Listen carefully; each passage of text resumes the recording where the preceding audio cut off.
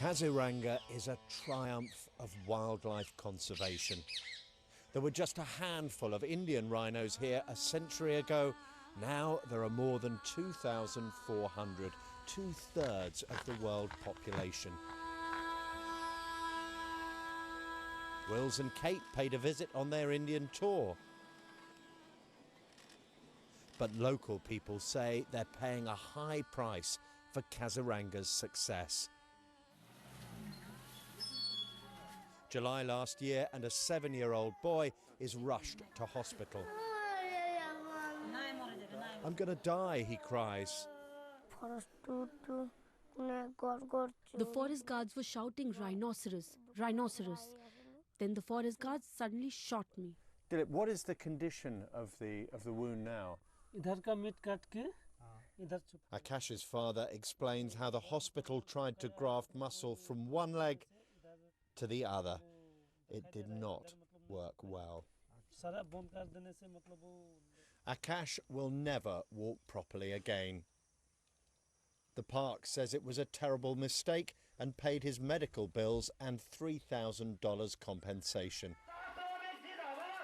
There was an outcry, with hundreds protesting at the mounting toll of death and injury in the park.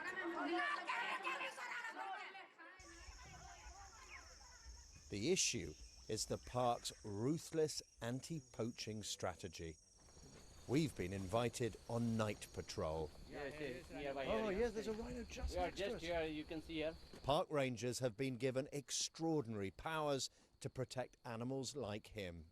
Whenever you see the poachers or any people during night time, we are ordered to shoot them. The park says the right to shoot and kill is essential to fight poaching. First, we have to warn them, who are you? Just to, if they resort to firing, then we have to kill them. That's this thing. First, we try to arrest them so that we get the information. What are their linkages? Who are others in the gang? He says the scale of the poaching menace justifies an uncompromising approach. But 50 people have been killed in the past 3 years alone. In 2015, more people were shot dead in the park than rhinos. And in the communities around Kaziranga, there is growing disquiet. This is one of many tribal groups that have lived in or alongside the forest for centuries. So look at this. This is the village road, and just over here is the national park full of all those wild animals. There are no fences, no signs, and if I was to step across and into it, there is a real danger that I could be shot. Gowan Bora Keeling's parents believe their son, who had severe learning difficulties, was looking for a missing cow when he mistakenly crossed into the park in December 2013. My son was shot in the chest by park rangers. They also slashed his arm. I don't know whether they used an axe or something else. The park says guards fired when Gowan Bora did not respond to a warning. I haven't filed a court case. I am a poor man. I can't afford to take them on. I don't know anything about how the law works. What can I do? These guards are preparing an ambush. Kaziranga explains the high death toll, saying poachers die in shootouts with guards.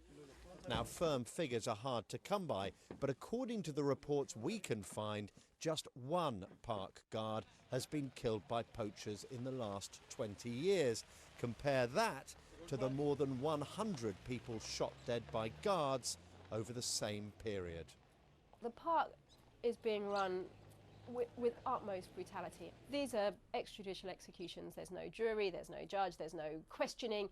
And the terrifying thing is that there are plans to roll out this shoot-on-sight policy across the whole of India. She says some of the world's biggest animal conservation charities are turning a blind eye, including the World Wildlife Fund.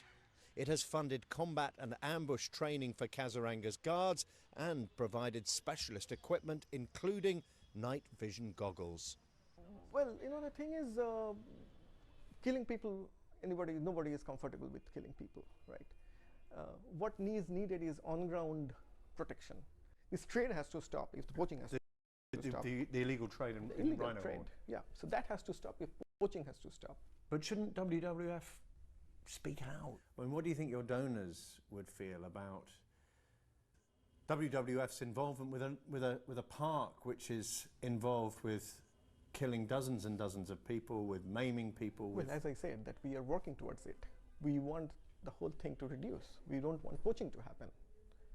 And the idea is to reduce it with involving all the partners. It's not just the Kaziranga authorities, but also the enforcement agencies, also the local people. So I think the main thing is to work with the local people. But it isn't only Kaziranga's anti-poaching strategy that threatens local people. The park plans to double in size and an eviction order has been issued. The first villages were cleared in September. The police move in.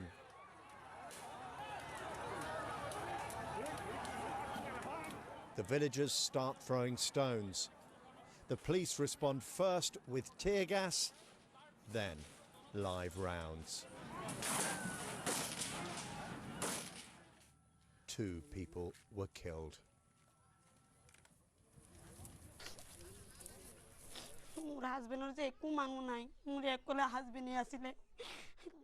I have no one. My husband was the only person I had. I wanted to take his body away, but they beat me up and didn't allow me to take his body. So I had to run away. Diggers were brought in to destroy buildings, and the national park provided a team of elephants that slowly and deliberately went through the village, knocking down every home. Critics see the wrecked village as yet more evidence of an overly aggressive approach to conservation. Of course, endangered species need preserving, but is Kaziranga's strategy placing the welfare of wildlife too far above the welfare of the people we are told are best placed to protect it?